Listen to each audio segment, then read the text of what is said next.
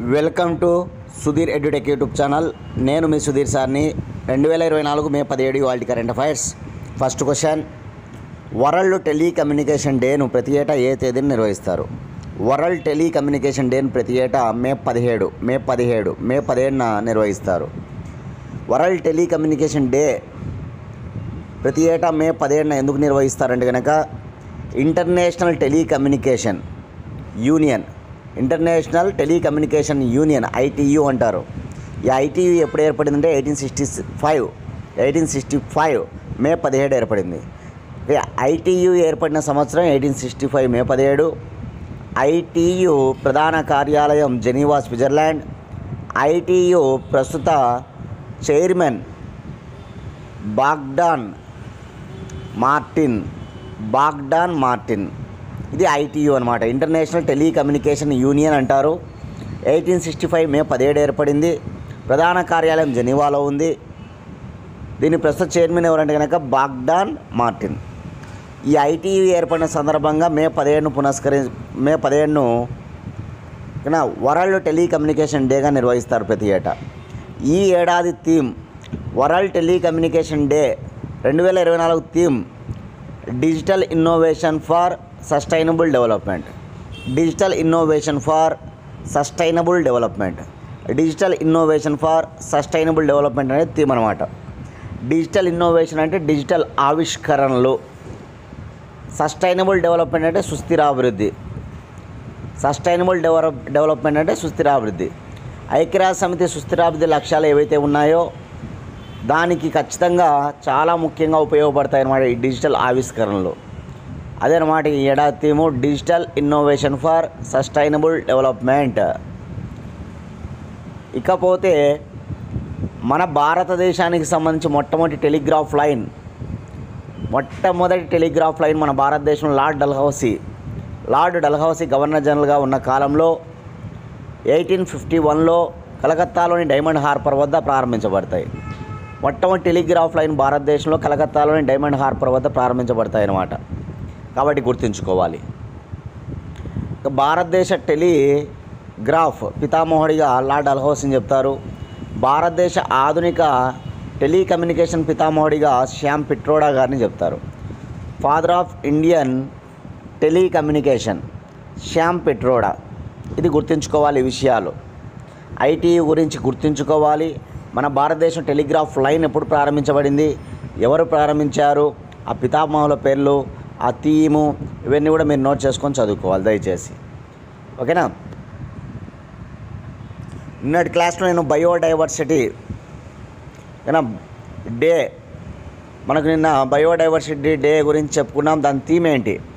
Comment బాక్స్లో మీ సమాధానాన్ని తెలియజేయండి అందరూ కూడా. Biodiversity day theme.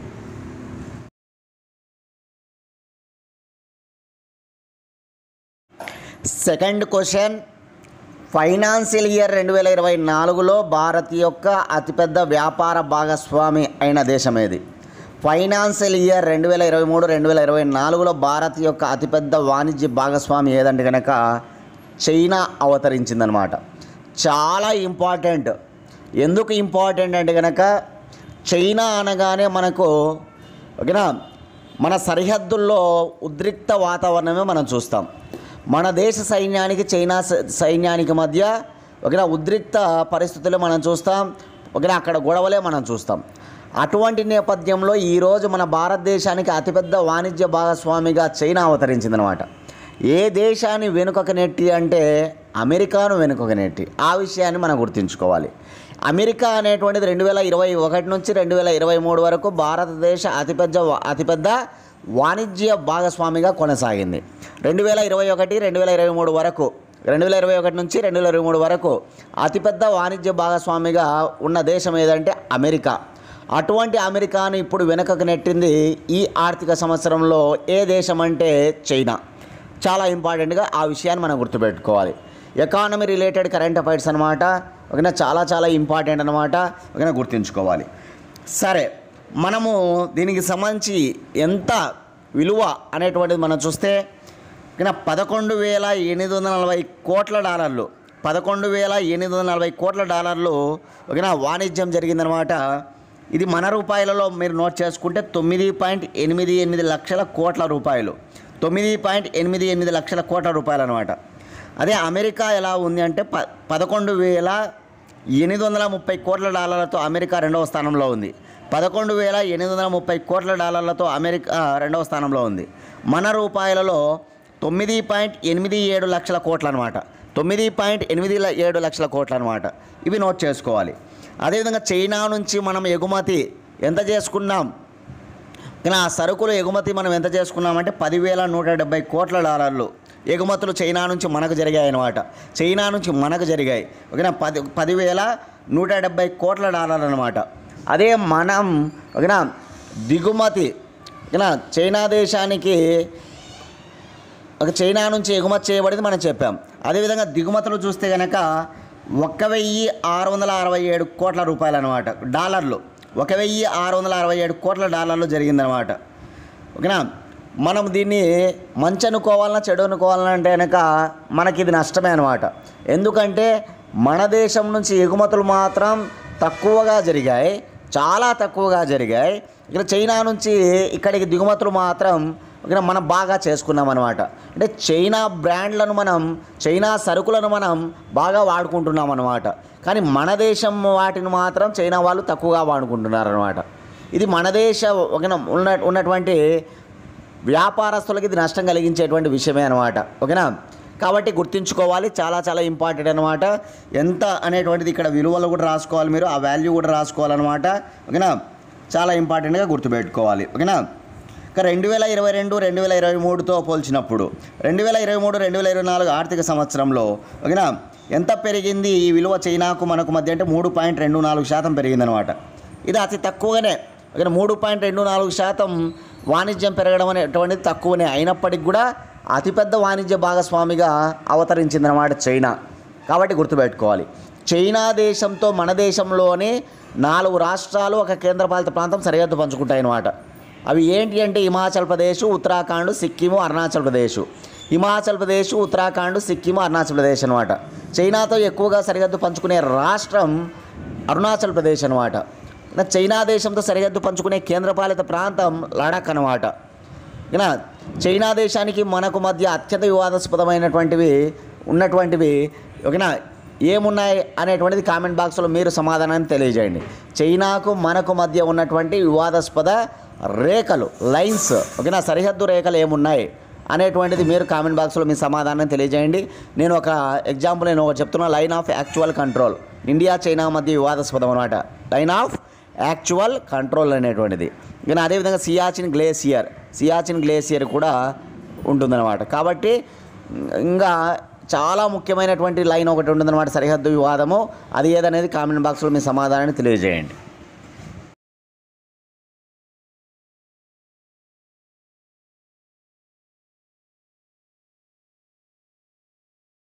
Third question, ఐక్యరాజ్య సమితి యొక్క world wild life crime report 2015-2021 అధికంగా అమ్మిన వన్యప్రాణులు జాతులేవి? చూడండి, ఐక్యరాజ్య సమితి world wild life crime report అనమాట. ఇది 2015 నుంచి 2021 వరకు ఉన్న రిపోర్ట్ అనమాట. దీనికి సంబంధించి అమ్మిన వన్యజాతులు, అక్రమ రవాణాగా అమ్మిన వన్యజాతులు, ఆ లిస్టు మనం తెలుసుకుంటే కనుక అత్యధికంగా ఖడ్గమృగాలు అనమాట. వేటిని అక్రమ రవాణాగా అమ్మడం జరిగిందంటే ఖడ్గమృగాలు 29% అనమాట. ఖడ్గమృగాల తర్వాత పాంగోలిన్ 28%, తర్వాత ఏనుగు 15% అనమాట. ఖడ్గమృగాలకు సంబంధించి ఖడ్గమృగాల కొమ్ములు, పాంగోలిన్కు సంబంధించి పాంగోలిన్ స్కేల్, ఏనుగుకు సంబంధించి ఏనుగు దంతాలు అనమాట. ఇట్లా వీటిని ఓకేనా అక్రమంగా రవాణా చేస్తున్నారనమాట. దీనికి సంబంధించిన ఒక క్రైమ్ రిపోర్ట్ అనమాట. ఇది గుర్తుపెట్టుకోవాలి, వన్యజాతులకు సంబంధించిన క్రైమ్ రిపోర్ట్ అనమాట, వైల్డ్ లైఫ్ క్రైమ్ రిపోర్ట్ అనమాట. కాబట్టి గుర్తుపెట్టుకోవాలి, ఇక్కడ అత్యధికంగా అని అడిగితే ఖడ్గమృగం. ఓవరాల్గా ఇవి 3 కూడా అత్యధికంగా ఓకేనా అక్రమ రవాణా చేయబడుతున్నాయి. ఖడ్గమృగం, పాంగోలిను, అదేవిధంగా ఏనుగు. ఈ మూడింటిలో అత్యధికంగా అన్నప్పుడు ఖడ్గమృగం అనమాట, తర్వాత పాంగోలిను, తర్వాత ఏనుగు దంతాలు. ఈల్స్ అనేటువంటివి ఒక 5% అంట, మొసళ్ళు ఒక 5%, చిలుకలు ఒక 2%, కాకాటూలు ఒక 2% అంట. ఓకేనా. ఇట్లా పర్సంటేజెస్ కూడా మనం ఇవ్వడం జరిగింది. ఇక్కడ అత్యధికంగా ఖడ్గమృగాలు 29%, పాంగోలిన్ స్కేల్ వచ్చేసి 28%, అదేవిధంగా ఏనుగు దంతాలు వచ్చి 15%, ఈల్స్ 15%, మొసళ్ళు 5%, చిలుకలు 2%, కాకాటువులు 2%, ఇలా మిగతా అతి తక్కువగా తాబేళ్ళు, పాములు, సముద్ర గుర్రాలు లాంటివి అక్రమ రవాణా చేయబడుతున్నాయంట. అదేవిధంగా వృక్షాలకు సంబంధించి అత్యధికంగా సెడార్లు అంటే దేవదారు వృక్షాలు అనమాట. సెడార్లు అత్యధికంగా అక్రమ రవాణా చేయబడుతున్నాయి అనమాట. ఓకే, దాని తర్వాత మహాగని. ఓకేనా, మహాగని అదే హోలీవుడ్ అనేటువంటి వృక్షం, గాయకం అనేటువంటి వృక్షాలు. సెడార్లు, మహాగని, హోలీవుడ్, గాయకం అనే వృక్షాలు 47% అక్రమ రవాణా చేయబడుతూ ఉన్నాయన్నమాట. ఓకేనా. ఇంకా రోజ్వుడ్ 30% అక్రమ రవాణా జరుగుతుంది. రోజ్వుడ్ 30% అక్రమ రవాణా జరుగుతుందన్నమాట. ఓకేనా.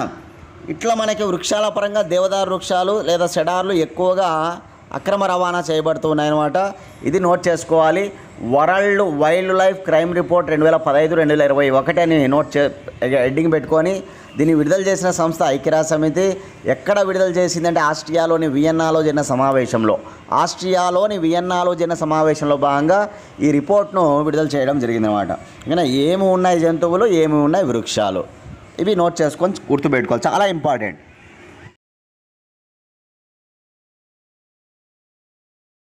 ఫోర్త్ క్వశ్చన్, భారత ప్రభుత్వం ఏ దేశానికి వరద సాయం కింద $1 మిలియన్ ప్రకటించింది?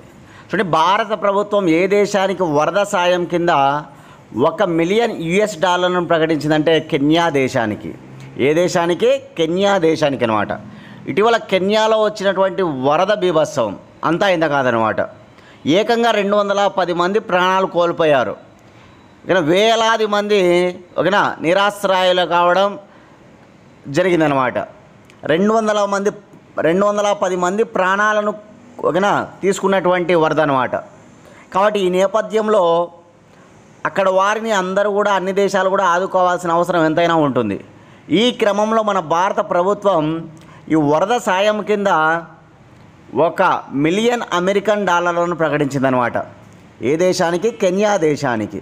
చూడండి, మనం అనేక దేశాల్లో వరదలు వచ్చినప్పుడు ఎప్పుడైనా సాయం అందిస్తూనే ఉంటాం. అదేవిధంగా భూకంపాల సమయంలో వేరే దేశాలు భూకంపాలు వచ్చి అక్కడ కూడా ఇబ్బందులు పడినప్పుడు వాళ్ళకు సహాయాలు అందిస్తున్నాం. మనం గత ఏడాది చూస్తే కనుక టర్కీలో బీభత్సమైనటువంటి భూకంపం వచ్చిందనమాట. టర్కీ, సిరియా ఈ దేశాల్లో భూకంపం వస్తే మనం ఆపరేషన్ దోస్త్ అనేటువంటి దాని ద్వారా సహాయం అందించామన్నమాట. ఆపరేషన్ దోస్త్ ద్వారా. అదేవిధంగా మయన్మార్లో మోచా తుఫాన్ వచ్చింది. ఆ మయన్మార్లో మోచా తుఫాన్ వచ్చినప్పుడు ఆపరేషన్ కరుణ చేయించాం. భారత ప్రభుత్వం చేపట్టిన ఆపరేషన్ కరుణ అనమాట. ఆపరేషన్ కరుణ అంటే మయన్మార్లో మోచా తుఫాను బాధితులకు సహాయం చేయడం.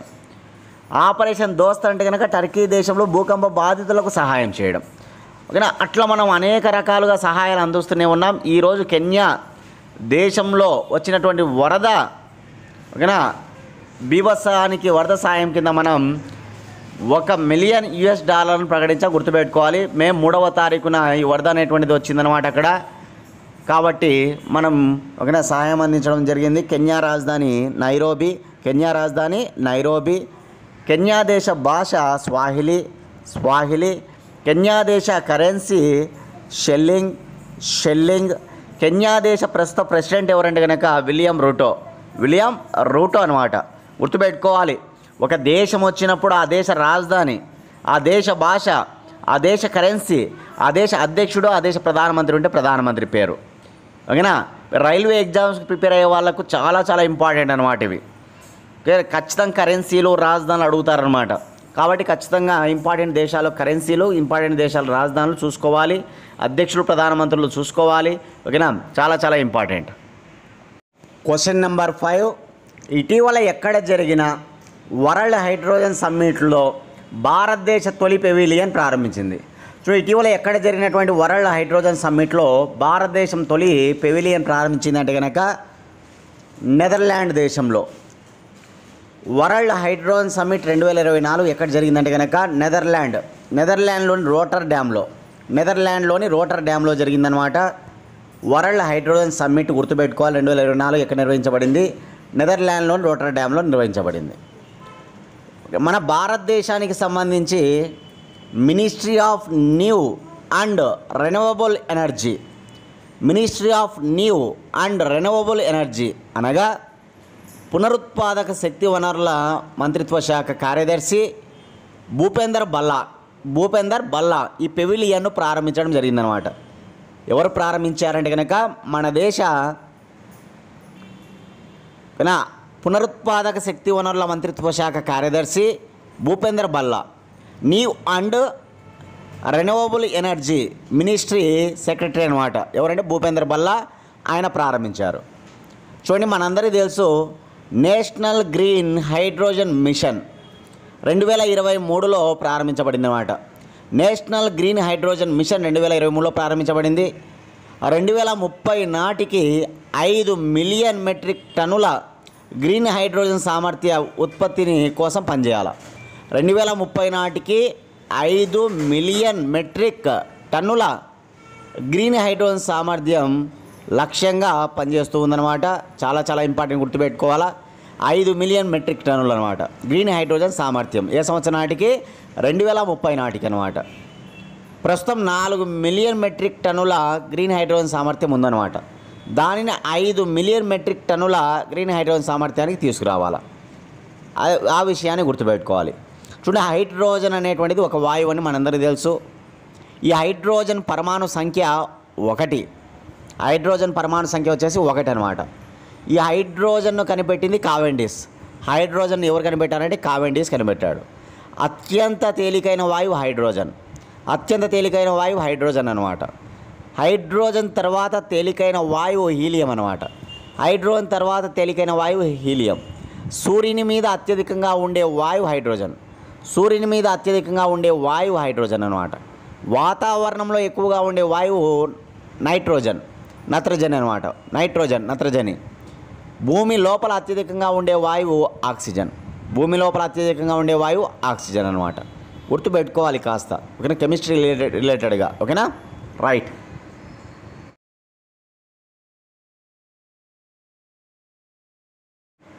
Question number 6. స్వదేశీ మొబైల్ హాస్పిటల్ భీస్మాను తొలిసారిగా ఏ ప్రాంతంలో పరీక్షించారు? స్వదేశీ మొబైల్ హాస్పిటల్ భీస్మాను ఇండియన్ ఎయిర్ ఫోర్స్ భారత వైమానిక దళం భారత వైమానిక దళం ఆగ్రాలో పరీక్షించిందనమాట. ఆగ్రాలో, ఉత్తరప్రదేశ్ రాష్ట్రంలోని ఆగ్రాలో పరీక్షించిందనమాట.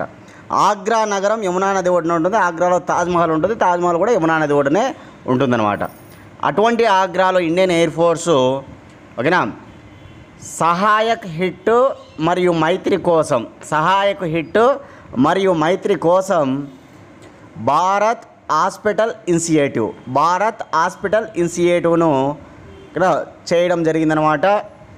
భీస్మా అనేటువంటిది ఒక మొబైల్ హాస్పిటల్ అనమాట. ఇందులో గొప్ప గొప్ప ఆధునిక టెక్నాలజీతో ఉన్నటువంటి వైద్య పరికరాలు ఇవన్నీ కూడా ఉంటాయి. ఎక్కడికక్కడ డిజాస్టర్స్ వచ్చినప్పుడు అవి వైద్య ఆసుపత్రి సహాయపడుతుందన్నమాట. ఇది ఒక మొబైల్ ఆసుపత్రిగా మనం గుర్తుపెట్టుకోవాలి. భీస్మా అనేది ఒక మొబైల్ హాస్పిటల్ అనమాట.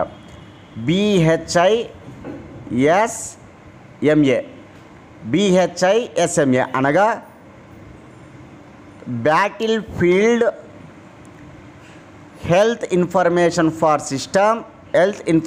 System for medical services. BHISMA Bhishma పూర్తి పేరు battlefield health information system for medical services. ఇదన్నమాట భీష్మ పూర్తి పేరు. చాలా చాలా ఇంపార్టెంటు. కేంద్ర ఆరోగ్య మంత్రిత్వ శాఖ ఆధ్వర్యంలో ఈ భీష్మ అనేటువంటి ఒక మొబైల్ ఆసుపత్రి నిర్మించబడింది. దీన్ని ఇండియన్ ఎయిర్ ఫోర్స్ వాళ్ళు కూడా ఉపయోగించుకునే విధంగా ఇప్పుడు పరీక్షించడం జరిగిందన్నమాట ఆగ్రాలో. ఆల్రెడీ భీష్మ అనేటువంటి ఈ మొబైల్ ఆసుపత్రిని ఉత్తరప్రదేశ్లోని అయోధ్యలో ముందు ప్రారంభించారు. కానీ ఇప్పుడు ఇండియన్ ఎయిర్ ఫోర్స్ అనేటువంటిది ఆగ్రాలో పరీక్షించిందనమాట. కాబట్టి ఈ విషయాలు గుర్తుపెట్టుకోవాలి, చాలా చాలా ఇంపార్టెంట్, ఓకేనా? నా నుంచి ఒక క్వశ్చన్ మీకు ఏంటంటే కనుక, ఓకేనా, ఇటీవల శక్తి వ్యాయామాన్ని ఎక్కడ నిర్వహించింది? భారత్, ఫ్రాన్స్ ఈ రెండు దేశాలు కలిసి శక్తి వ్యాయామాన్ని ఎక్కడ నిర్వహించాయి? అదేవిధంగా తర్కాస్ వ్యాయామాన్ని ఏ రెండు దేశాలు నిర్వహించాయి? ఈ రెండు క్వశ్చన్స్కు మీరు సమాధానం చేయండి. ఓకే, ఈ రెండు క్వశ్చన్లకు కామెంట్ బాక్స్లో మీ సమాధానాన్ని తెలియజేయండి అందరూ కూడా. తర్కాస్ అనేటువంటి వ్యాయామాన్ని ఏ రెండు దేశాలు నిర్వహించాయి? శక్తి అనేటువంటి వ్యాయామాన్ని భారత్, ఫ్రాన్స్లు ఎక్కడ నిర్వహించాయి? మన ఛానల్ నుంచి 1 ఇయర్ కరెంట్ అఫైర్స్ రెడీగా ఉన్నాయి. కావాలనుకున్న వాళ్ళు 8186006848 అనే నెంబర్కి 100 రూపీస్ ఫోన్పే చేసి అదే నెంబర్కి స్క్రీన్ షాట్ పెడితే 24 గంటల లోపల పీడిఎఫ్ ఫైల్ పంపిస్తాం. మీరు ఏ ఎగ్జామ్స్కి ప్రిపేర్ అవుతున్నా ఇవి ఉపయోగపడతాయి. తెలంగాణ రాష్ట్రం, అదేవిధంగా ఆంధ్రప్రదేశ్ రాష్ట్రం, ఈ రెండు రాష్ట్రాలే కాకుండా సెంట్రల్ గవర్నమెంట్ ఎగ్జామ్స్కి ప్రిపేర్ అయ్యే వాళ్ళకు కూడా కరెంట్ అఫైర్స్ అనేటువంటి కీలకమైన రోల్ పోషిస్తాయి. కాబట్టి ఎవరికైనా కరెంట్ అఫైర్స్ ఉపయోగపడతాయి. కాబట్టి మీరు ఓకేనా, 100 రూపాయలకే మేము ఇవి అందిస్తున్నాం కాబట్టి అందరూ యూటిలైజ్ చేసుకోండి. ఓకేనా, మంచి స్కోర్ సాధించండి ఖచ్చితంగా రానున్నటువంటి ఎగ్జామ్స్లో. ఓకే, 7th క్వశ్చన్ చూద్దాం. విద్యలో అత్యుత్తమ సేవలు అందించినందుకు గ్లోబల్ ఎక్సలెన్స్ అవార్డు 2024ను ఎవరికి ఇచ్చారు? విద్యలో అత్యుత్తమ సేవలు అందించినందుకు గ్లోబల్ ఎక్సలెన్స్ అవార్డు 2024ను ఎవరికి ఇచ్చారంటే చంద్రకాంత్ సతీజ గుర్తుపెట్టుకోవాలి. చూడండి, ఇతను గొప్ప విద్యావేత్త. చంద్రకాంత్ సతీజ గొప్ప విద్యావేత్త అన్నమాట. ఇతను మహారాష్ట్రలోని విదర్భలో విద్యా సేవలు అందించడం జరిగిందనమాట. ఆ విద్యలో అత్యుత్తమైనటువంటి సేవలు అందించాడు కాబట్టి ఆయనకి అవార్డు వరించిందనమాట. ఇక మహారాష్ట్రలోని ముంబైలోని సహారా హోటల్లో ఒక వేడుక జరిగింది. ఆ వేడుకలో భాగంగా అవార్డును బాలీవుడ్ నటి శిల్పా శెట్టి చేతుల మీదుగా చంద్రకాంత్ సతీజ అవార్డును స్వీకరించాడనమాట. మన ఇమెయిల్లో చూడండి, శిల్పా శెట్టి చంద్రకాంత్ సతీజ గారికి అవార్డును ఇవ్వడం జరుగుతుందన్నమాట. కాబట్టి ఇంపార్టెంట్ అవార్డులలో నోట్ చేసుకోండి. ఓకేనా.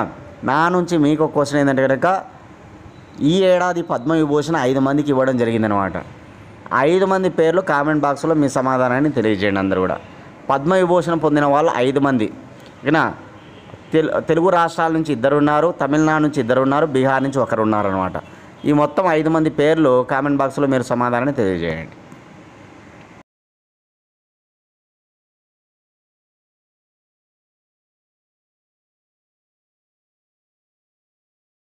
ఎయిత్ క్వశ్చన్, తెలంగాణ లోక్సభ ఎన్నికలు 2024 గాను ఎంత శాతం ఓటింగ్ నమోదైంది?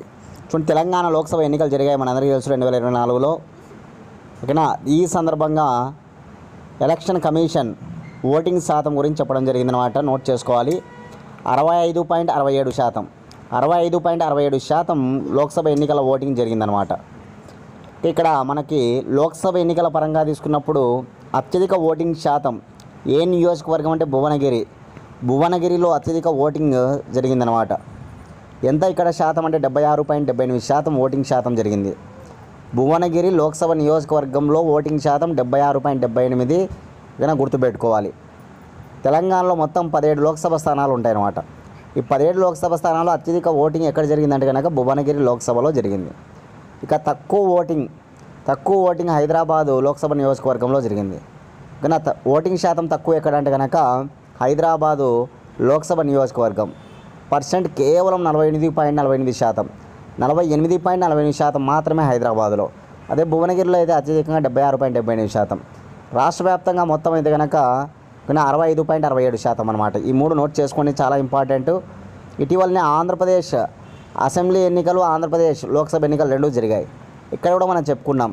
కానీ ఆంధ్రప్రదేశ్లో మొత్తం ఓటింగ్ శాతం ఎంత జరిగింది, అదేవిధంగా లోక్సభ అత్యధిక ఓటింగ్ శాతం, లోక్సభ తక్కువ ఓటింగ్ శాతం ఏ నియోజకవర్గం, అసెంబ్లీ ఓటింగ్ శాతం ఎక్కడ ఎక్కువ, అసెంబ్లీ ఓటింగ్ శాతం ఏ నియోజకవర్గంలో ఎక్కువ తక్కువలు అనేటువంటివి ఇక్కడ 4 క్వశ్చన్స్ నేను అడిగిన. లోక్సభలో అధిక ఓటింగ్ శాతం ఎక్కడ, లోక్సభకు సంబంధించి తక్కువ ఓటింగ్ శాతం ఎక్కడ, అదేవిధంగా అసెంబ్లీలో ఎక్కడ అధిక ఓటింగ్ శాతం, అసెంబ్లీకి సంబంధించి ఎక్కడ ఓటింగ్ శాతం తక్కువ, మొత్తం ఓటింగ్ శాతం ఎంత? కామెంట్ బాక్స్లో మీ సమాధానాన్ని మీరు అందరూ కూడా తెలియజేయాలి. చూద్దాం ఎంతమంది చేస్తారనే దీనికి సమాధానం. 9th క్వశ్చన్, 27వ ఫెడరేషన్ కప్ సీనియర్ జాతీయ పోటీలలో జావెలిన్ త్రోలో గోల్డ్ మెడల్ సాధించింది ఎవరు? చూడండి, 27వ ఫెడరేషన్ కప్ సీనియర్ జాతీయ పోటీలలో జావెలిన్ త్రోలో గోల్డ్ మెడల్ సాధించింది నీరజ్ చోప్రా అనమాట. నీరజ్ చోప్రా. జావెలిన్ త్రో అనగానే మన దేశానికి గుర్తుకొచ్చే వ్యక్తి ప్రజెంట్ నీరజ్ చోప్రా అనమాట. నీరజ్ చోప్రా. ఈ నీరజ్ చోప్రా ఇప్పటికే ఈ ఫెడరేషన్ కప్ 3 సార్లు ఆడినప్పటికి కూడా ఎప్పుడు మెడల్ సాధించలేదన్నమాట. కానీ ఫస్ట్ టైం మెడల్ సాధించడం జరిగిందనమాట. కానీ ఈ కప్పు టోర్నీ ఎక్కడ జరిగిందంటే కనుక భువనేశ్వర్లో, ఒరిస్సాలోని భువనేశ్వర్లో జరిగింది. ఇతను గోల్డ్ మెడల్ సాధించడం జరిగింది జావెలిన్ త్రోలో. ఇటీవలనే మరొక డైమండ్ లీగ్లో సిల్వర్ మెడల్ సాధించాడనమాట జావెలిన్ త్రోలో గ్లోబల్ స్థాయిలో డైమండ్ లీగ్ జరిగిందనమాట. ఏ డైమండ్ లీగులో సిల్వర్ మెడల్ సాధించాడు, జాకబ్ వచ్చేసి గోల్డ్ మెడల్ సాధించాడు. అదేవిధంగా జావెలిన్ త్రోలో సిల్వర్ మెడల్ సాధించాడు అనమాట నీరజ్ చోప్రా. అది ఏ డైమండ్ లీగ్ అనేది కామెంట్ బాక్స్లో మీ సమాధానాన్ని తెలియజేయండి. ఏ డైమండ్ లీగ్ అనేది కామెంట్ బాక్స్లో మీ సమాధానాన్ని తెలియజేయండి. Last question, Asia trampoline gymnastic ఛాంపియన్షిప్లో మెడల్ సాధించిన తొలి భారతీయురాలు ఎవరు? చూడండి, ఆసియా ట్రాంపోలిన్ జిమ్నాస్టిక్ ఛాంపియన్షిప్లో మెడల్ సాధించిన మొట్టమొదటి భారతీయురాలు అనమాట సృష్టి కండగాలే జిమ్నాస్టిక్ అనమాట. ఈమె జిమ్నాస్టిక్ అనమాట. దీనికి సంబంధించి మెడల్ సాధించడం జరిగింది. తొలి భారతీయురాలు అనమాట. ఈమె సాధించిన మెడల్ సిల్వర్ మెడల్ అనమాట. ఈమె సాధించిన medal silver medal. Asia trampoline gymnastic championship 2024 silver medal సాధించిన భారతీయురాలు అనమాట. ఎవరంటే సృష్టి కండగాలే. అసలుకి ఈ ఛాంపియన్షిప్లో ఎవరు కూడా మన భారతీయ మహిళలు ఇంతవరకు మెడల్ సాధించలేదు. ఫస్ట్ మెడల్ సాధించిన మహిళగా గుర్తింపు పొందినమాట సృష్టి కండగాలే. ఇవేనమాట ఇవాళ కరెంట్ అఫైర్స్. దయచేసి ఎవరైతే క్లాస్ ఫాలో అయ్యారో మీరు అందరూ కూడా లైక్ చేయండి. ఇంకా ఎవరైనా సబ్స్క్రైబ్ చేసుకోండి. కనీసం మన ఛానల్ని మీ 3 ఫ్రెండ్స్ ఎవరైనా ఉంటే వారికి షేర్ చేయండి. ఓకే ఫ్రెండ్స్, రేపటి క్లాస్లో మళ్ళీ కలుసుకుందాం. థ్యాంక్స్.